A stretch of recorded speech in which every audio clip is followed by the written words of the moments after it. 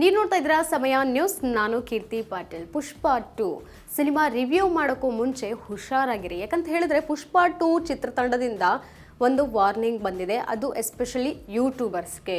ಹೌದು, ಯಾವುದೇ cinema release ಆದ್ರೂ ಇತ್ತೀಚೆಗೆ ಒಂದು ಟ್ರೆಂಡ್ ಶುರು ಆಗಿಬಿಟ್ಟಿದೆ. ಸಿನಿಮಾ ಬಗ್ಗೆ ರಿವ್ಯೂ ಮಾಡಬೇಕು ಅನ್ನುವಂಥದ್ದು, ಪಾಸಿಟಿವೋ ನೆಗೆಟಿವೋ.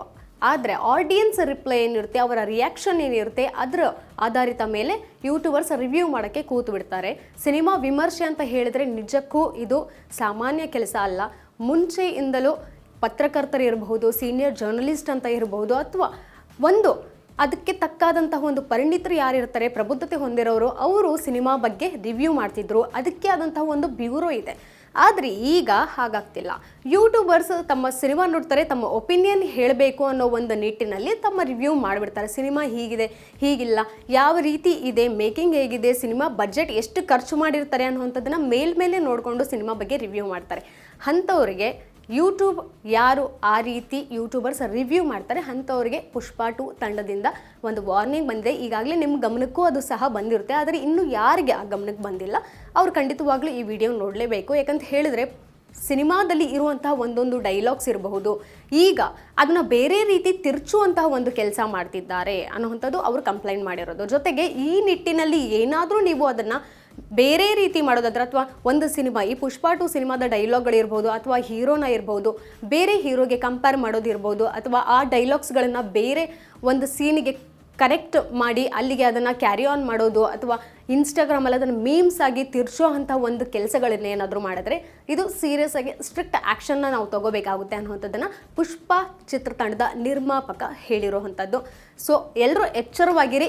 ಯಾವುದೇ ಸಿನಿಮಾ ರಿವ್ಯೂ ಮಾಡಬೇಕಾದ್ರೂ ಸ್ವಲ್ಪ ಅದ್ರ ಬಗ್ಗೆ ಪ್ರಬುದ್ಧತೆಯನ್ನು ಹೊಂದಿರಬೇಕು. ಯಾಕಂತ ಹೇಳಿದ್ರೆ ಸಿನಿಮಾ ಅಷ್ಟು ಕೋಟಿ ಬಜೆಟ್ನಲ್ಲಿ ಮಾಡಿರ್ತಾರೆ. ಯಾವುದೇ ಒಂದು ಸಣ್ಣ ಸಿನಿಮಾ ಅಂತಲ್ವ, ಅಥವಾ ಹೊಸಬರ ಸಿನಿಮಾ ಬರ್ತಿದೆ ಅಂತ ಅಲ್ಲ.